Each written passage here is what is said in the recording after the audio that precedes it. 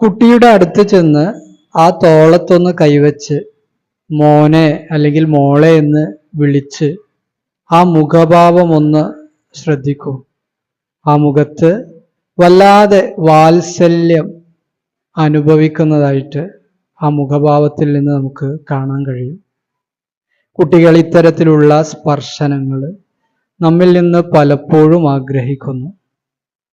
എല്ലാ ദിവസവും രാവിലെ എഴുന്നേറ്റ് ആദ്യമായി കണ്ടുമുട്ടുമ്പോൾ, കുട്ടികൾ എന്തെങ്കിലും ജോലി സ്വയം ഏറ്റെടുത്ത് ചെയ്യാൻ തുടങ്ങുമ്പോൾ, ജോലി ചെയ്ത് കഴിഞ്ഞതിന് ശേഷമൊക്കെ ഇത്തരം സ്പർശനങ്ങൾ കുട്ടികളിൽ വലിയ മാറ്റമുണ്ടാക്കും. നമ്മോട് നല്ല അടുപ്പമുണ്ടാകാൻ ഇത് സഹായിക്കും. നമ്മൾ എന്ത് പറഞ്ഞാലും കേൾക്കുന്ന കുട്ടികളാവാൻ, നമ്മളെ അനുസരിക്കുന്ന കുട്ടികളാവാൻ, നല്ല സ്വഭാവമുള്ള കുട്ടികളായി മാറാൻ ഈ ഒരു സ്പർശനത്തിലൂടെ സഹായിക്കും. സ്പർശനത്തിന് അത്ര വലിയ ശക്തിയുണ്ട്.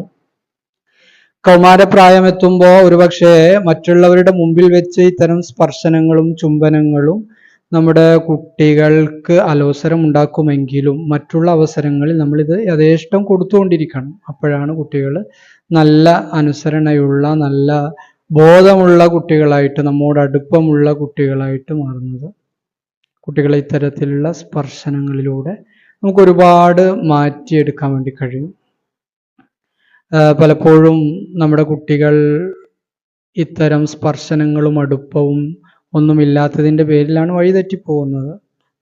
ഒരിക്കൽ ഒരു ഗ്രാമീണനായ ആൾ വന്നിട്ട് പ്രവാചകന്റെ അടുത്ത് വന്നിട്ട് വളരെ അതിശയത്തോടെ ചോദിക്കുന്നുണ്ട്, നിങ്ങൾ കുട്ടികളെ ചുംബിക്കാറുണ്ടോ? ഞങ്ങളൊന്നും അങ്ങനെ ചെയ്യാറില്ലല്ലോ.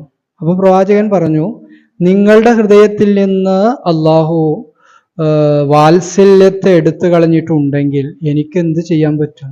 അപ്പോൾ കുട്ടികളോട് നല്ല വാത്സല്യം, അത് കുട്ടികൾ എത്ര വലുതായാലും അവർ നമ്മുടെ കുട്ടികളാണ്. നമ്മൾ ചെറുപ്പകാലത്തിലൊക്കെ ചിലപ്പോൾ കുട്ടികളോട് അടുപ്പം കാണിക്കും, അവരോട് രൂപത്തിലുള്ള സ്നേഹത്തോടെയുള്ള സ്പർശനങ്ങളൊക്കെ ഉണ്ടാകും, ചുംബനം എല്ലാം നമ്മൾ കൊടുക്കും. പക്ഷെ ആ കുട്ടികൾ ഒരു 10 വയസ്സൊക്കെ ആകുമ്പോഴേക്കും അതിൻ്റെ തവണകൾ, അതിൻ്റെ രീതിയൊക്കെ കുറഞ്ഞു വരും. എന്നാൽ നമ്മൾ മനസ്സിലാക്കേണ്ടത്, കുട്ടികൾ എത്ര വലുതായാലും അവർ നമ്മുടെ കുട്ടികളാണ്. നമ്മൾ അവർക്ക് അതെല്ലാം കൊടുത്തുകൊണ്ടിരിക്കണം. അപ്പോഴാണ് കുട്ടികൾ വഴിവിടാതെ നല്ല രൂപത്തിൽ നല്ല വഴിയെ സഞ്ചരിക്കാൻ, നമ്മോട് സ്നേഹമുള്ള, സമൂഹത്തിന് ഉപകാരമുള്ള കുട്ടികളായി മാറണമെങ്കിൽ ഇതൊക്കെ എപ്പോഴും നമ്മൾ കൊടുത്തുകൊണ്ടിരിക്കണം. ഓക്കെ, മറ്റൊരു വീഡിയോ നമുക്ക് വീണ്ടും കാണാം.